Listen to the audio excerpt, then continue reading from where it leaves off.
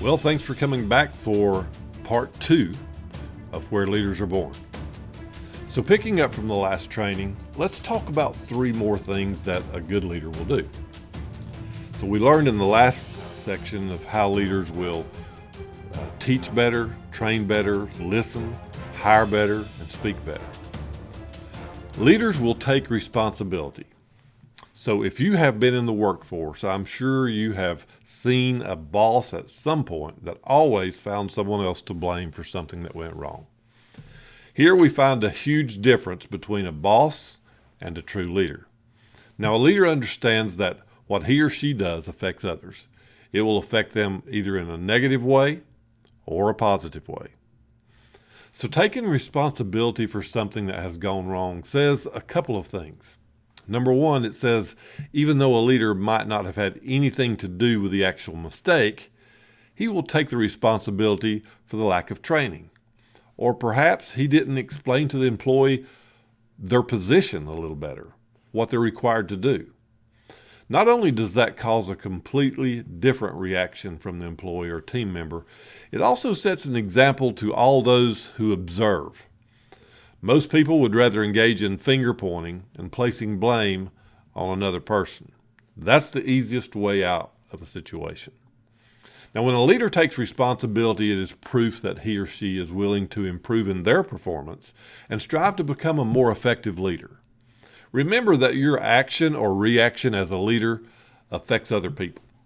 If you're taking notes, this will be number 4 on our list. Leaders value words.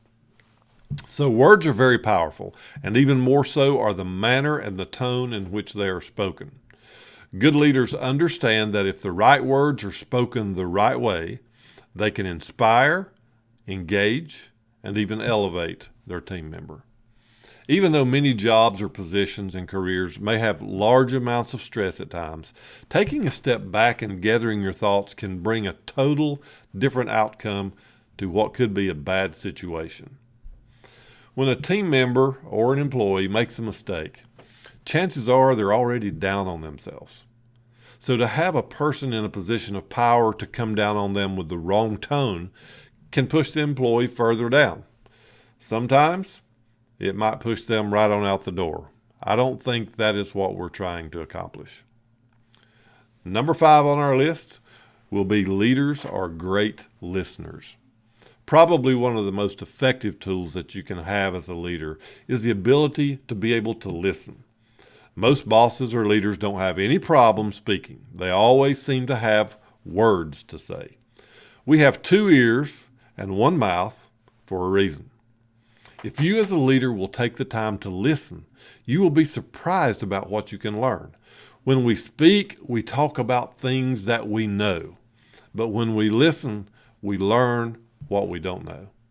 Nothing is more frustrating to an employee than a boss or a leader not giving them the opportunity to talk or explain.